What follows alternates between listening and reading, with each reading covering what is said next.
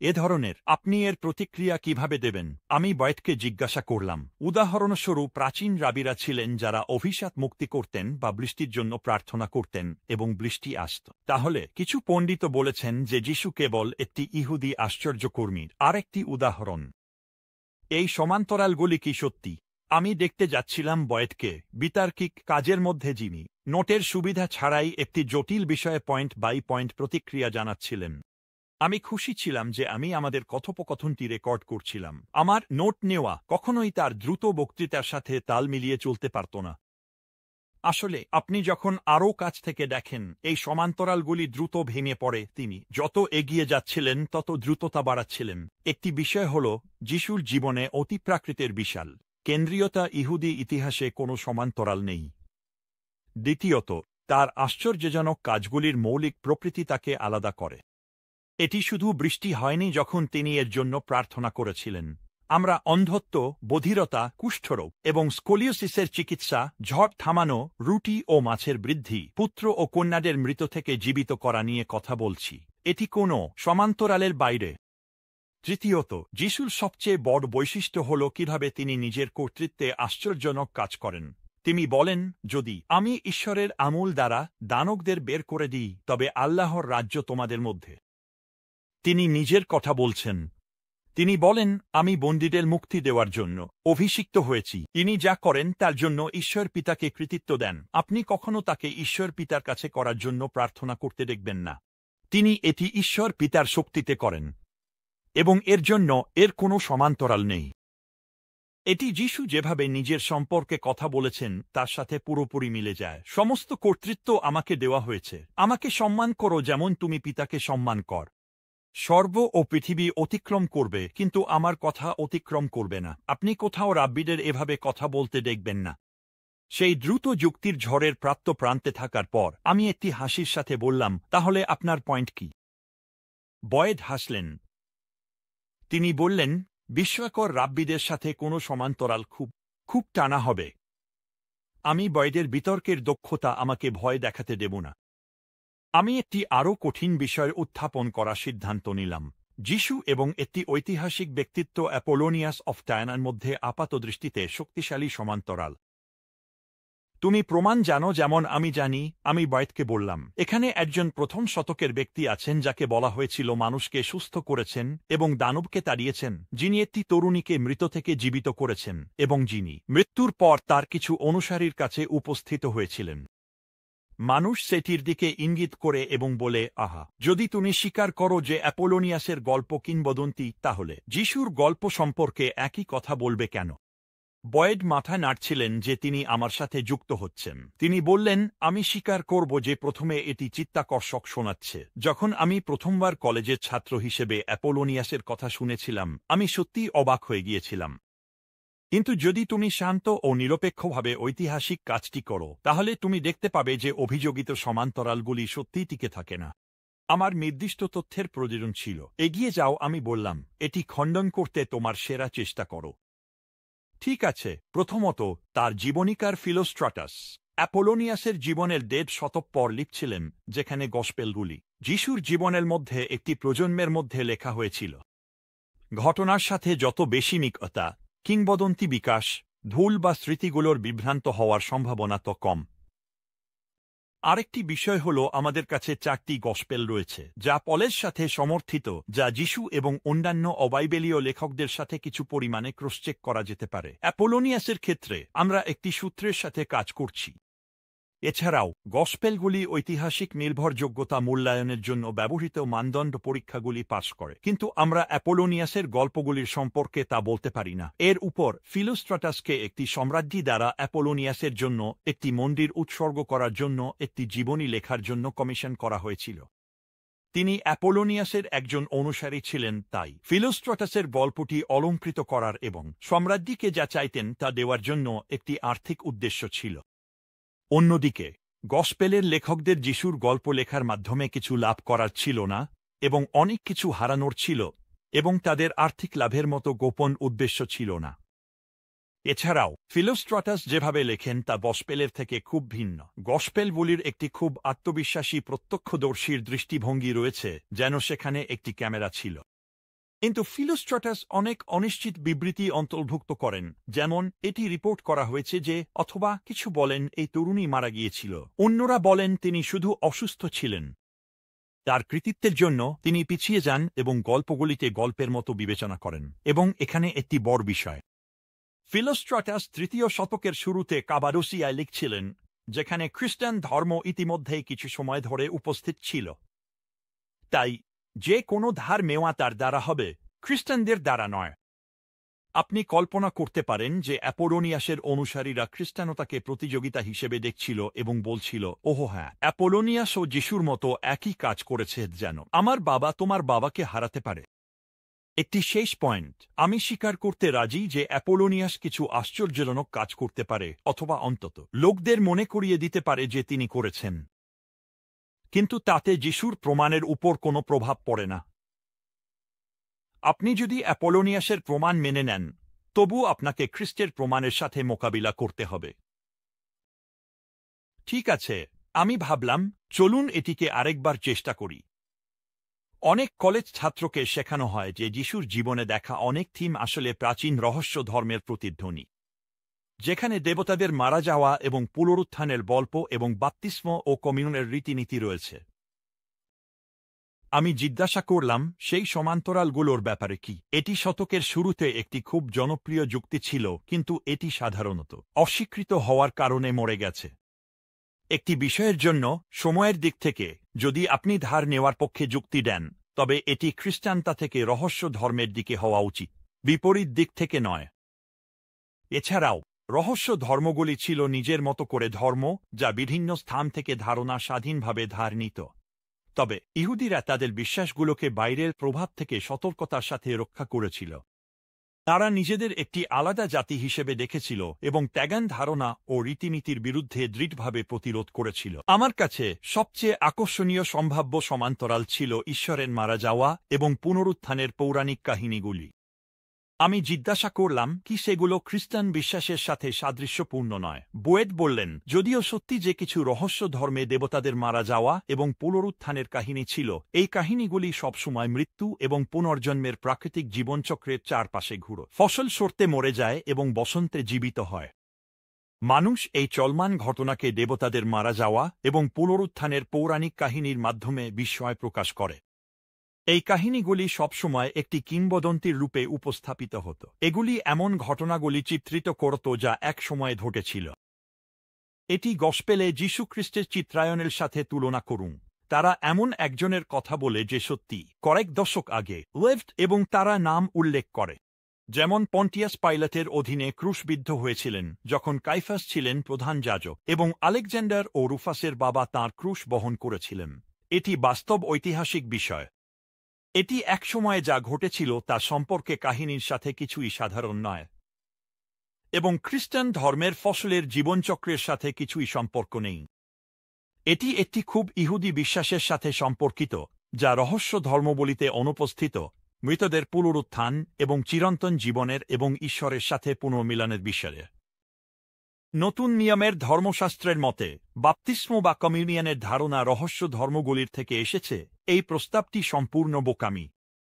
একটি বিষয়ের জন্য এই অনুমিত সমান্তরালগুলির প্রমাণ ২য় শতাব্দীর পরে আসে, তাই যে কোনো ধার নেওয়া খ্রিস্টান ধর্ম থেকে এসেছে, অন্যদিকে নয়। এবং যখন আপনি মনোযোগ দিয়ে দেখেন, সাদৃশ্যগুলি অদৃশ্য হয়ে যায়। উদাহরণস্বরূপ, মিথ্যা উপাসনায় একটি উচ্চ স্তরে পৌঁছানোর জন্য অনুসারীদের একটি ষাঁড়ের নিচে দাঁড়াতে হতো যখন সেটি হত্যা করা হতো, যাতে তারা এর রক্ত ও অন্ত্রের মধ্যে স্নান করতে পারে। তারপর তারা অন্যদের সাথে ষাঁড়ের মাংস খেতে যোগ দিত। এখন ইহুদিরা এই বিষয়ে কিছু আকর্ষণীয় খুঁজে পাবে, এবং এই বর্বর প্রথার ওপর ভিত্তি করে বাপ্তিস্ম এবং কমিউনিয়ন মডেল করতে চাইলে এটি অত্যন্ত অসম্ভব, যার কারণে বেশিরভাগ পণ্ডিতরা এটি গ্রহণ করে না। যেমন অগোছালো এবং বিশৃঙ্খল ছিল তার অফিস, বয়েডের মন ছিল তীক্ষ্ণ এবং সুসংগঠিত। এই বহুল প্রচারিত সমান্তরালগুলির তার বিশ্লেষণে সন্দেহের জন্য খুব কম জায়গা ছিল। তাহলে আমি একটি অন্য এলাকায় অগ্রসর হওয়ার সিদ্ধান্ত নিলাম, যা মিডিয়া প্রায় লেখে। নতুন আবিষ্কারগুলি, যা প্রায় যিশু সেমিনারের অংশগ্রহণকারীদের বইয়ের বিষয়বস্তু। আমি বললাম, থমাসের gospel, Secret Mark, Cross Gospel এবং কিউ সম্পর্কে জনপ্রিয় প্রেসে অনেক কিছু লেখা হয়েছে। কি সত্যি এমন কোন নতুন আবিষ্কার হয়েছে যা আমাদের যিশু সম্পর্কে চিন্তাভাবনা পরিবর্তন করেছে? বরেড বিরক্তির সাথে সাইর, না, যিশু সম্পর্কে আমাদের কিছু নতুন বলার মতো নতুন আবিষ্কার নেই। থমাসের গসপেল অনেক আগে আবিষ্কৃত হয়েছিল এবং এটি এখন একটি বিকল্প যিশু তৈরি করতে ব্যবহৃত হচ্ছে। থমাসের গসপেল সম্পর্কে কিছু তত্ত্ব হয়তো নতুন, কিন্তু গসপেলটি নিজেই নয়। কিউ সম্পর্কে এটি একটি আবিষ্কার নয়, বরং একটি তত্ত্ব যা ১.৫ শতাব্দী ধরে রয়েছে, যা লুক এবং মথির মধ্যে সাধারণ উপাদানগুলির ব্যাখ্যা করার চেষ্টা করে। নতুন হচ্ছে বামপন্থী পণ্ডিতরা যেভাবে তাদের পূর্বধারণাগুলি ব্যবহার করে এই কাল্পনিক কিউকে বিভিন্ন স্তরের কিংবদন্তির বিকাশে ভাগ করছে, যা তাদের পূর্বনির্ধারিত তত্ত্বগুলিকে সমর্থন করে। আমি জানতাম যে জনসন ডোমিনিক ক্রোসান সম্ভবত যিশু সেমিনারের সবচেয়ে প্রভাবশালী পণ্ডিত সিক্রেট মার্ক নামে একটি গসপেল সম্পর্কে কিছু শক্তিশালী দাবি করেছেন। বাস্তবিকভাবে তিনি দাবি করেন যে সিক্রেট মার্ক আসলে মার্কের গসপেলের একটি অশ্রাব্য সংস্করণ হতে পারে, যা আধ্যাত্মিক অভ্যন্তরীণদের জন্য গোপন বিষয়বস্তু ধারণ করে। কিছু লোক এটি ব্যবহার করে দাবি করেছে যে যিশু আসলে একজন জাদুকর ছিলেন, অথবা যে অনেক প্রাথমিক খ্রিস্টান সমকামিতা চর্চা করতেন। এই ষড়যন্ত্রমূলক দৃশ্যপটটি মিডিয়ার কল্পনাকে আকৃষ্ট করেছে। এর জন্য কি প্রমাণ আছে? আমি বাইটকে জিজ্ঞাসা করলাম।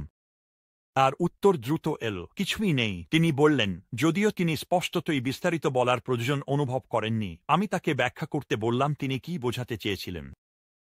দেখুন, আমাদের কাছে সিক্রেট মার্ক নেই। আমাদের কাছে একজন পণ্ডিত আছেন যিনি ২য় শতকের শেষের ক্লিমেন্ট অফ আলেকজান্দ্রিয়ার একটি উদ্ধৃতি খুঁজে পেয়েছেন, যা সাপোজলি এই গসপেল থেকে এসেছে, এবং এখন রহস্যজনকভাবে এমনকি সেটাও চলে গেছে, অদৃশ্য হয়ে গেছে।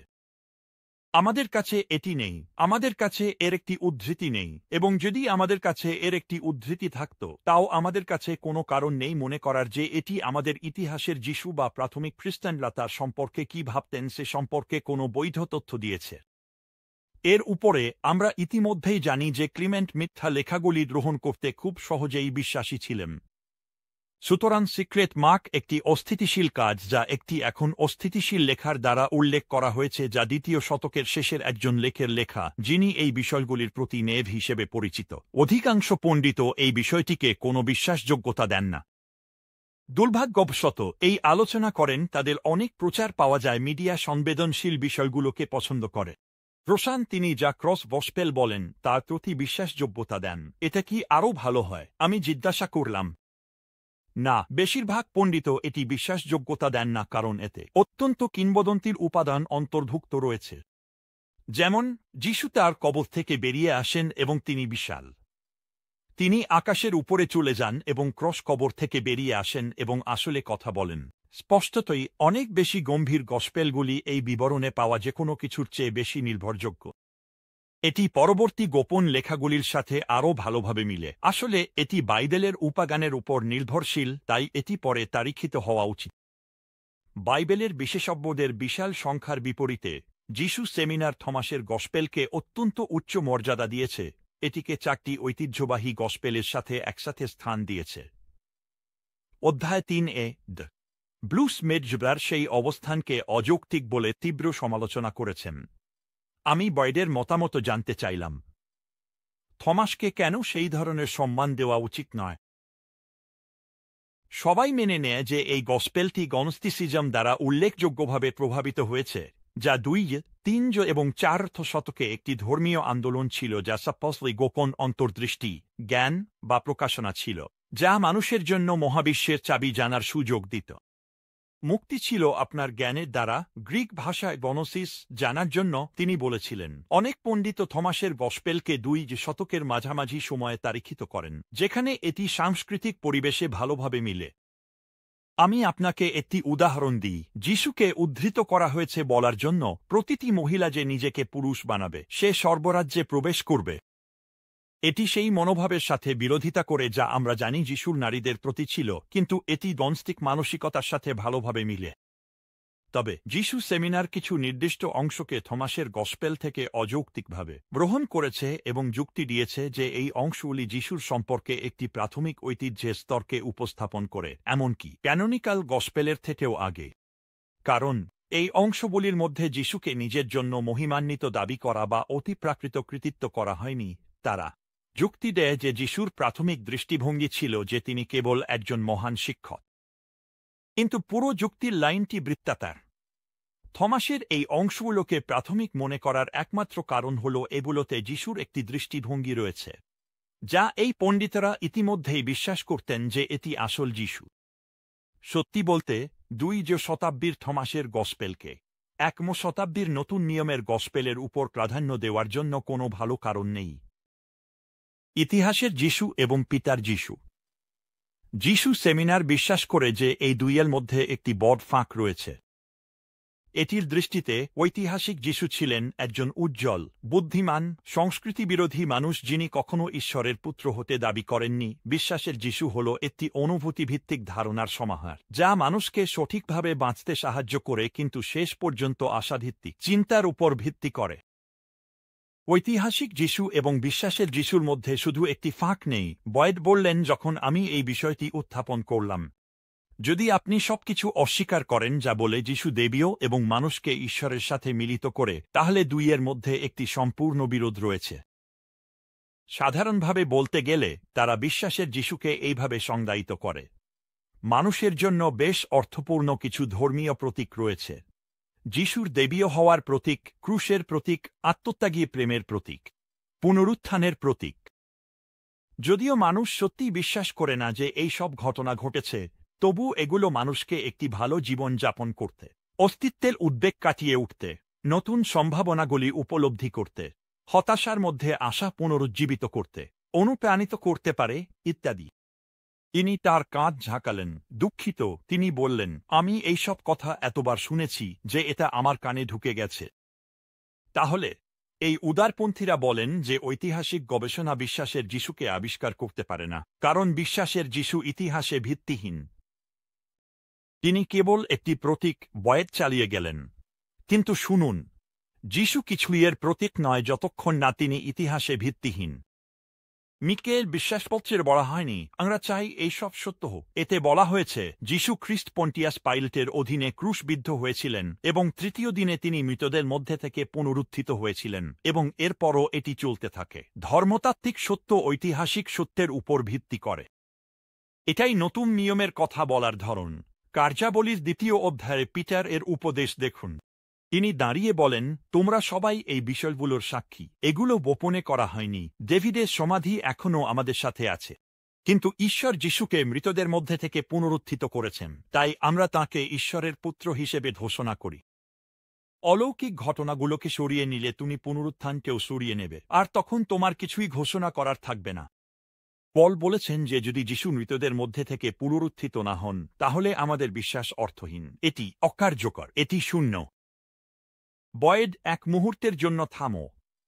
তার কণ্ঠস্বর একটি স্তরে নেমে এসেছে, প্রচার করার মোড় থেকে ব্যক্তিগত বিশ্বাসের আরও তীব্র অভিব্যক্তিকে।